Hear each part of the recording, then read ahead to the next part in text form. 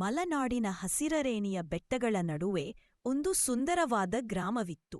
ಗ್ರಾಮದ ಅಂಚಿನಲ್ಲಿದ್ದ ದಟ್ಟ ಅರಣ್ಯದೊಳಗೆ ಒಂದು ವಿಶಾಲವಾದ ಹಂದರು ಇತ್ತು. ಆ ಹಂದರಿನಲ್ಲಿ ಅನೇಕ ಹಸುಗಳು ತಮ್ಮ ಕರುಗಳೊಂದಿಗೆ ಸುಖವಾಗಿ ಮೇಯುತ್ತಿದ್ದವು. ಅವುಗಳಲ್ಲಿ ಪುಣ್ಯಕೋಟಿ ಎಂಬ ಹಸು ತನ್ನ ಸತ್ಯವಂತಿಕೆ, ಧರ್ಮನಿಷ್ಠೆ ಮತ್ತು ಮೃದು ಸ್ವಭಾವಕ್ಕಾಗಿ ಪ್ರಸಿದ್ಧಲಾಗಿತ್ತು. ಅವಳಿಗೆ ಒಂದು ಚಿಕ್ಕ ಕರು ಇದ್ದಿತು. ಒಂದಿನ ಬೆಳಗ್ಗೆ ಪುಣ್ಯಕೋಟಿ ಕಾಡಿನ ಆಳಕ್ಕೆ ಹೋಗಿ ಹುಲ್ಲು ಮೇಯುತ್ತಿದ್ದಾಗ ಅನಿರೀಕ್ಷಿತವಾಗಿ ಬಲಿಷ್ಠ ಗರ್ಜನೆಯೊಂದು ಕೇಳಿಸಿತು. ಮುಂದೆ ನೋಡಿದಾಗ ಅರಣ್ಯದ ದುರ್ನಾಮೆಯ ಹುಲಿ, ಅರ್ಜುನ ಹುಲಿ, ಅವಳ ದಾರಿಗೆ ಬಂದಿತ್ತು. ಹುಲಿ ಗರ್ಜಿಸುತ್ತಾ ಹೀಗೆಂದಿತು: "ಓ ಹಸುವೆ, ನನಗೆ ಹಲವು ದಿನಗಳಿಂದ ಬೇಟೆ ಸಿಗದೆ ಹಸಿವಿನಿಂದ ನರಳುತ್ತಿದ್ದೇನೆ. ಇಂದು ನೀ ನನ್ನ ಆಹಾರ." ಪುಣ್ಯಕೋಟಿ ದಿಗ್ಭ್ರಮೆಗೊಂಡರು. ಮನಸ್ಸನ್ನ ಸ್ಥಿರಪಡಿಸಿಕೊಂಡು ಮೃದುಸ್ವರದಲ್ಲಿ ಪ್ರತಿಕ್ರಿಯಿಸಿತು: "ಹುಲಿರಾಯನೇ, ನಿನ್ನ ಆಹಾರವಾಗಬೇಕೆಂದರೆ ನನಗೆ ವಿರೋಧವಿಲ್ಲ. ಆದ್ರೆ ನನ್ನ ಮನೆಯಲ್ಲಿರುವ ನನ್ನ ಕರು ನನ್ನನ್ನು ಕಾತರದಿಂದ ಕಾಯುತ್ತಿದೆ. ಅದಕ್ಕೆ ಕೊನೆಯ ಬಾರಿ ಹಾಲು ಕುಡಿಸಿ ಮುದ್ದಾಗಿ ವಿದಾಯ ಹೇಳಬೇಕಿದೆ. ದಯವಿಟ್ಟು ನನಗೆ ಸ್ವಲ್ಪ ಸಮಯಾವಕಾಶ ಕೊಡಿ. ನಾನು ತಪ್ಪದೇ ಹಿಂದಿರುಗುತ್ತೇನೆ." ಹುಲಿ ವ್ಯಂಗ್ಯದಿಂದ ನಗೆಬಿಟ್ಟಿತು. "ಕಾಡಿನಲ್ಲಿ ಬೇಟೆಗೆ ಸಿಕ್ಕ ಪ್ರಾಣಿ ಹಿಂದಿರುಗಿ ಬರುವುದನ್ನು ನಾನು ಎಂದೂ ನೋಡಿಲ್ಲ. ನೀನು ನಿಜವಾಗಿಯೇ ಮರಳಿ ಬರುತ್ತೀಯೇ?" ಪುಣ್ಯಕೋಟಿ ದೃಢವಾಗಿ ಹೇಳಿತು: "ನಾನು ಸತ್ಯಸಂಧೆಯೇ, ಸುಳ್ಳು ಹೇಳುವುದಿಲ್ಲ. ನಾನು ನಿನ್ನ ಮಾತಿನಂತೆ ಮರಳಿ ಬರುತ್ತೇನೆ." ಪುಣ್ಯಕೋಟಿಯ ಕಣ್ಣುಗಳಲ್ಲಿ ಕಂಡ ಸತ್ಯತೆಯನ್ನು ಗುರುತಿಸಿ ಹುಲಿ ಕೆಲವು ಕ್ಷಣ ಮೌನವಾಗಿತ್ತು.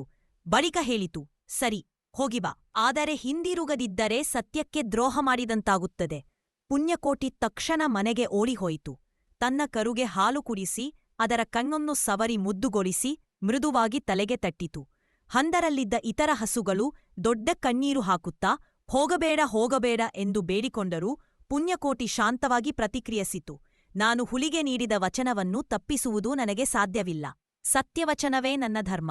ಅವಳು ಮತ್ತೆ ಕಾಡಿಗೆ ಹಿಂತಿರುಗಿ ಹುಲಿಯ ಮುಂದೆ ನಿಂತು ಗೌರವದಿಂದ ಹೇಳಿತು: "ಹುಲಿರಾಯನೇ, ನಾನು ನೀಡಿದ ಮಾತಿನಂತೆ ಹಿಂದಿರುಗಿ ನಿನ್ನ ಮುಂದೆ ನಿಂತಿದ್ದೇನೆ."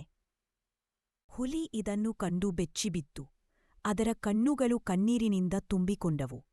ಅದು ಮೃದುವಾಗಿ ಮಾತನಾಡಿತು: "ಓ ದೇವರ ಹಸುವೆ, ನಿನ್ನಂತಹ ಸತ್ಯವಂತಿಯನ್ನ ನಾನು ಹೇಗೆ ಕೊಲ್ಲಲಿ? ನಿನ್ನ ಧರ್ಮ, ನಿನ್ನ ನಿಷ್ಠೆ, ನಿನ್ನ ವಚನ ಇವು ನನ್ನ ಹಿಂಸಾಚಾರ ಜೀವನಕ್ಕಿಂತ ಅನೇಕ ಪಟ್ಟು ಉನ್ನತ.